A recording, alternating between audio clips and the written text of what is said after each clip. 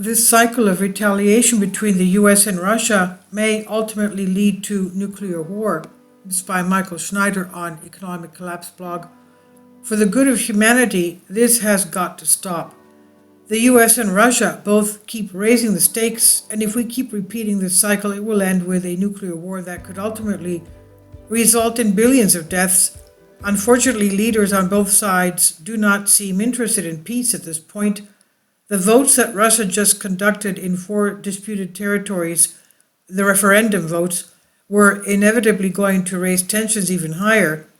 Of course, the Western powers that have greatly escalated matters themselves over the past couple of months, NATO has gotten far more deeply involved in the conflict in Ukraine, and now the war is starting to spread beyond the borders of Ukraine.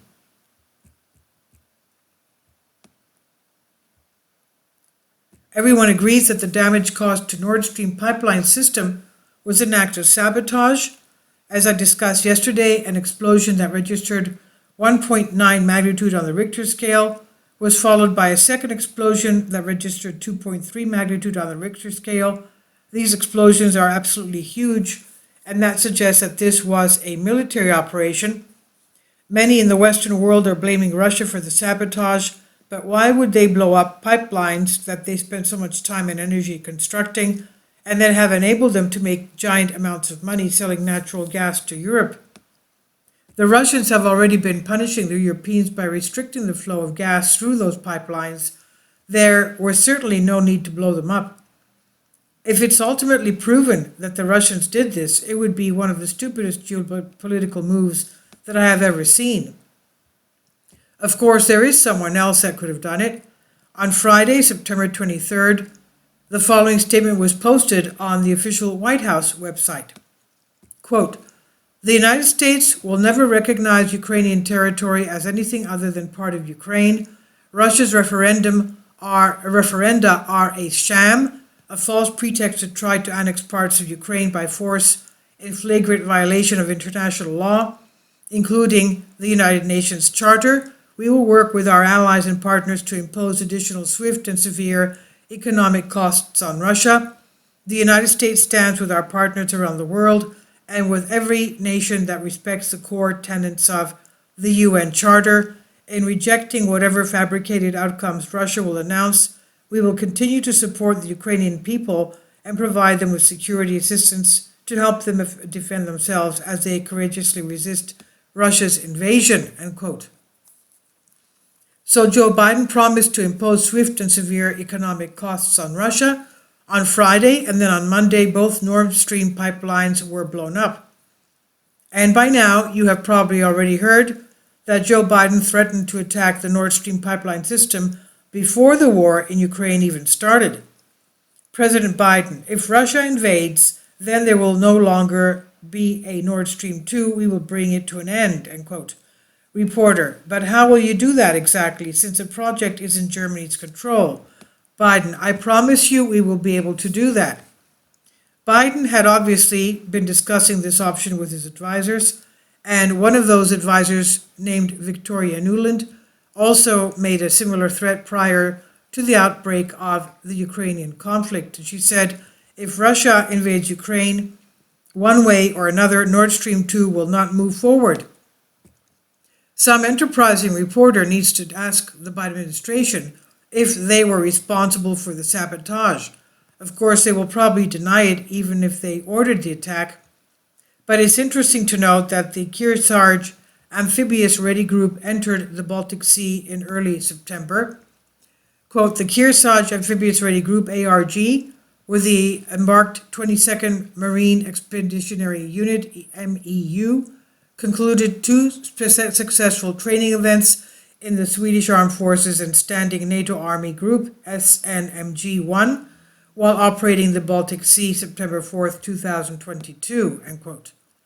Unfortunately, the Kearsarge Amphibious Ready Group did not leave the Baltic Sea area right away. In fact, it's being reported that this task force did not actually leave the Baltic Sea until a few days ago.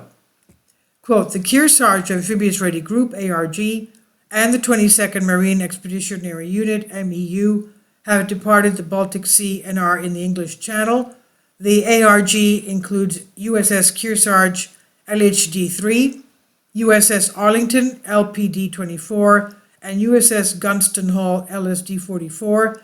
Kearsarge and Gunston Hall completed port calls in Gdynia and Dansk, respectively, last week, end quote. This would have given them plenty of time to plant explosives on the Nord Stream pipeline system if they were inclined to do so. In addition, we have learned that the U.S. Navy was testing, quote, the latest advancements in unmanned underwater vehicle mine hunting technology, end quote, in the Baltic Sea during the month of June. Quote, a significant focus of BALTOPS every year is the demonstration of NATO mine hunting capabilities, and this year the U.S. Navy continues to use the exercise as an opportunity to test emerging technology, U.S. Naval Forces Europe-Africa Public Affairs said June 14. In support of BALTOPS, U.S. Navy 6th Fleet partnered with U.S. Navy research and warfare centers to bring the latest advancements in unmanned underwater vehicle mining hunting technology to the Baltic Sea to demonstrate the vehicle's effectiveness in operational scenarios.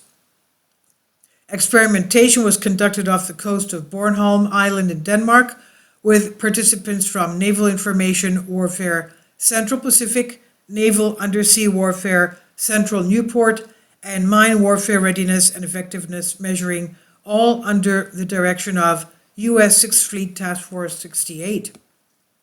Our Navy seems to have spent a lot of, end quote, our Navy seems to have spent a lot of time in the Baltic Sea lately, huh?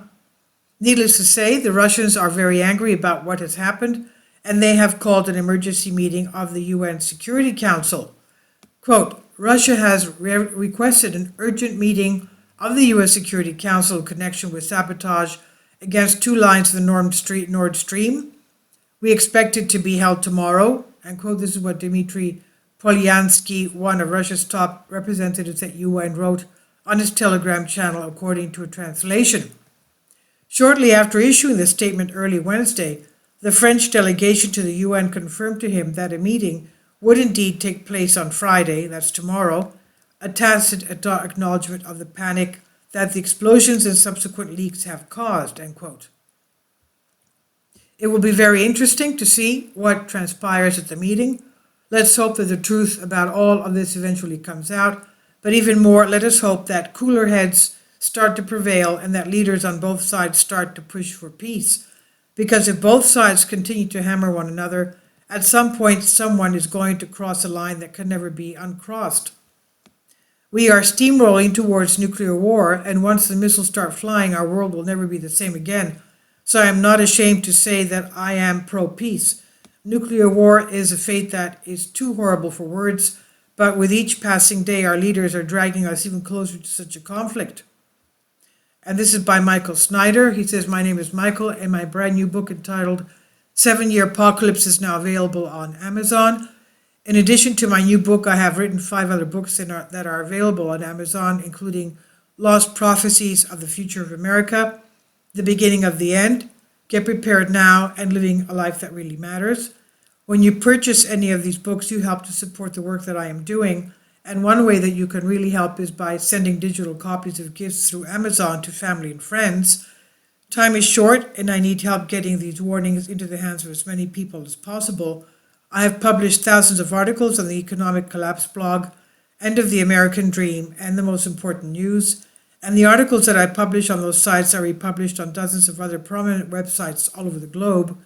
I always freely and happily allow others to republish my articles on their own websites, but I also ask that they include this about the author section with each article. That's what I'm doing here.